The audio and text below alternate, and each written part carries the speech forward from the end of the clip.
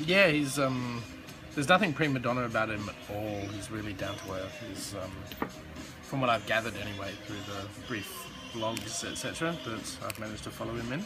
So we're having a serious puppeteer conversation now, and we're talking about Ronnie Bouquet, who, if you've never seen, he's like a maestro of marionettes. That's right. And even for one character, he will make like maybe 15 or 20 different puppets for each character so that he can, you know, have them manipulated in exactly the way he wants. For that exact scene, exactly, almost like stunt puppets. yeah, like the puppets have got their own little stunt doubles for different And they're just activities. beautiful. It's the original techniques for puppetry and for marionettes specifically. He's probably one of the masters in the world today, I would say. And where did you get your inspiration for being particularly a marionette puppeteer? Was it always marionettes?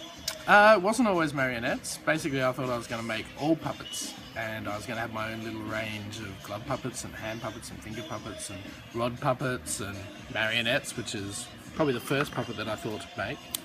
And yeah, basically it took over from there, but I found that the diversity isn't in the kind of puppets that you make, but in the characters that you make.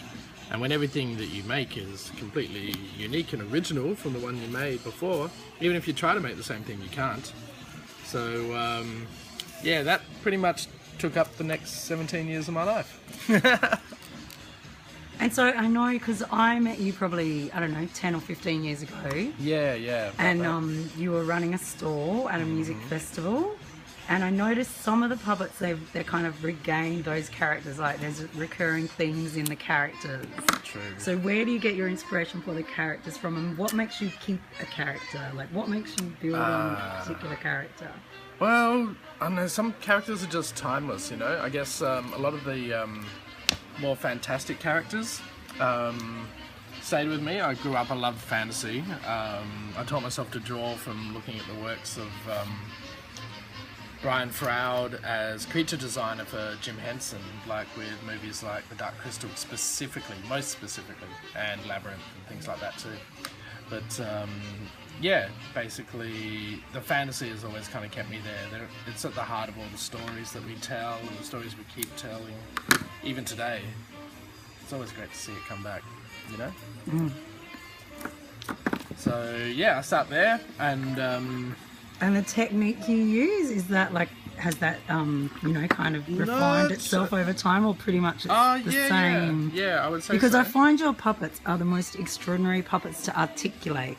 Like, I know I had mine for like the 8 years I worked out in the desert with the Aboriginal kids, and they just would play with them like crazy, but they could easily make them climb a wall and jump up on a chair and run along and dance and do the boogie, you know, like get their booties shaking. It's funny, that's almost that's the part of it all that I don't get to see. I get to see a tiny little window when somebody, some kid or a person, anybody really, buys a puppet from me at a festival, and then, you know, they'll come back and they'll show me things that they can do over the course of the festival, but after that, we generally never see each other again. And you know, that puppet's out there in the world, having his own life and his own story, you know. It's kind of interesting to think that you're creating 800 children a year, you know, and sending them out into the world and practicing a certain amount of, what would you say, detachment, I guess, in a sense, you know. So there's a piece of you going, but, you know, you're not losing anything of yourself in the process. And I love the little story. Like, I came back to bring my puppets back because they're all a little bit worn and sad. They've got ears missing and fingers missing and strings that are ripped, and even their kind of main rods that you articulate, the hands and the feet, were a bit smashed. So I brought them back for a repair job, and Saul was like, "Oh, this is amazing. It's incredible. They've come back to me." And it was uncanny that they came back at a time when a big giant, the same one, got stolen. Mm-hmm. Yeah, the same character, my green man, my fawn, my pan, if you will. I mean, they're always open to interpretation, so I don't tell anybody that they're wrong if they want to call it a minotaur, for example. But yeah, he was definitely one of our showpieces, and it's very, almost impossibly rare that any of our work gets stolen. They seem to take care of each other. However, there are certain, you know, places and festivals we have to take them, and part of the cost of actually reaching out to a bunch of, you know, young, enthusiastic and quite intelligent youth means that, yeah, you're going to come across quite a lot of idiots at the same time. And yeah, we did. We lost one of our beautiful pieces, which just happened to be the same basic character, the same basic design that I made all those years ago, which he bought. Well, the two of them, really. You know, I could even look back at them and I could see the differences, but not much had actually changed to the actual design, just maybe the materials I used or even my confidence with the materials that I used. And so you guys have been going to the Woodford Festival for quite some time now and having the puppet stall at the festival. That's right. This will be my 18th year, actually. 18? 18, I know. Goodness me, and I crazy. thought you were just a young lad yourself there. I've kept myself young because I've made puppets for 18 years. And so, have you done puppet shows with the puppets? Do you actually do shows with them? Because we started off talking about Ronnie Bouquet, who's like, his mastery is in the shows that he creates and the issues and the themes. Like, I saw him in Sydney once and he had the entire audience in the Opera House like laughing, crying, laughing, crying, like silent drop of a pin kind of stuff. Exactly. And then they would just be laughing their heads off, and then the next thing they would be literally, people were weeping and sobbing. Yeah. There was this story about a disabled man whose mother passed away and he didn't know. And there was all these other characters. Like, there was about, I don't know, there would have been easily 12 really extreme characters in the show.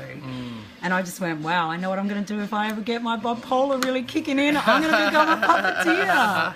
Because you could see him up above everything. Exactly. And wow, he pulls off those characters and their rocket fire succession, you know, their dialogue with each other, and each accent is very different and each character is very different. I know. But anyway, enough about Ronnie Bouquet. Back to you.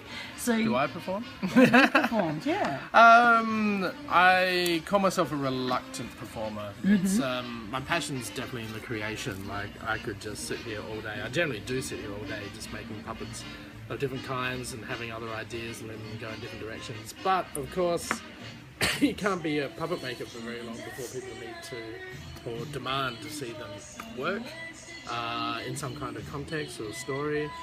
And I guess because nobody else was stepping up, I found myself more or less obliged to.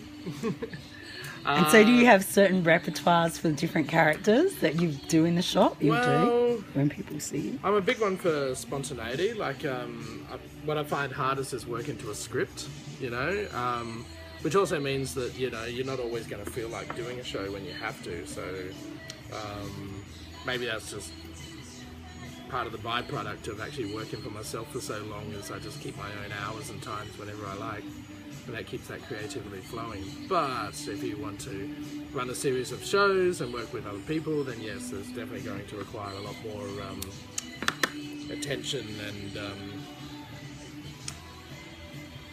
commitment, in a sense. And commitment. Talking of commitment, Yes. for some reason you're going to pull off a massive show. We are pulling off a massive show. And how many characters, how many people are involved in the We've team that's got doing the event? about 25, I think, involved in the show. We have 8 puppeteers, and we have about 6 musicians and about 8 physical theatre actors and artists. And then riggers and tech crew too. So this is going to be quite the extravaganza. It is, yes. Well, we've been lucky enough to have been given one of the most amazing little venues to perform at, which is an outdoor venue. So already we were going to be working in a world that wasn't going to accommodate much smaller marionettes. So our first step was actually to upscale on everything, you know. And so is the horse a part of it? Yeah, unicorn actually. Unicorn, sorry. Oh, sorry, Mr. Unicorn. That's okay. He's looking seriously at me now. That's it. He's got quite a serious demeanour, but also a very beautiful heart. And how many people articulate that? 2 people, actually. 2 people. Yep.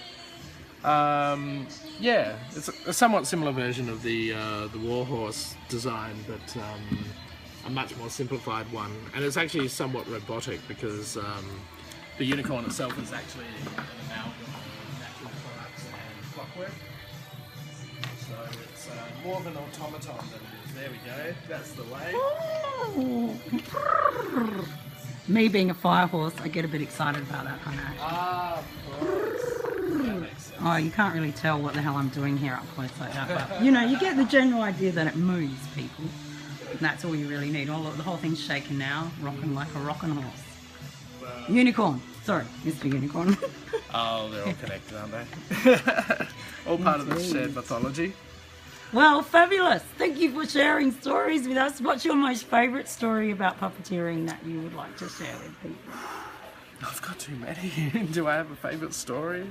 I guess what I like seeing most is like having that impact on people, you know, particularly young people, you know, giving them a world, an entirely unusual and imaginative world that they never would have had the chance to step into before, and just seeing where it takes their imaginations. Like, you watch their eyes light up, you watch the children start telling stories with the stuff around them, because of course I let them play with the puppets.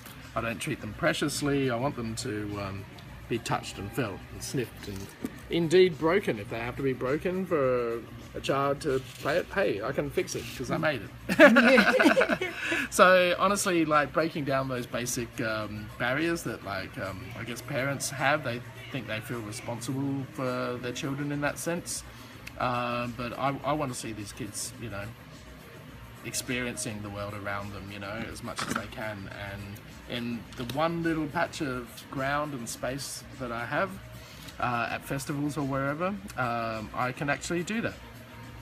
And so you get to go to quite a range of festivals, hey? Like, yeah, quite a range. I know, there's been times when I've tried to track you here and you've been at some, like, rock and roll muster out bush. Yeah. We see you at WOMAD, at the folk festivals. Do all sorts. We'll do, like, you know, comic conventions. I mean, I create a body of work specific to each of those as well. Yeah. Usually, and as well as my normal work. But it's great because every time it's an opportunity to take what I do already in another direction. So I'm constantly, you're not running out of ideas, put it that way. Well, we'll leave you to your mass creations. There's a lot of mass creations there. And if you want to find Sol, you rarely find him at the, where are we? The industrial estate at Byron Bay, because he's always at events. But you may be able to find him at this set. If you find this set somewhere at Woodford, you'll know you have come to Sol the Puppet Man's wedding. And do you have a website? Honestly, social media. Social media. Yep. Facebook, Sol. Yeah, Instagram. Just Sol the Puppeteer, is it? Yeah. Sol Puppet Man or the Squeaking Tribe. That's what you that's right, the Squeaking Tribe. Everyone say that out loud. The Squeaking Tribe. All right, people, go and make puppets and play with puppets.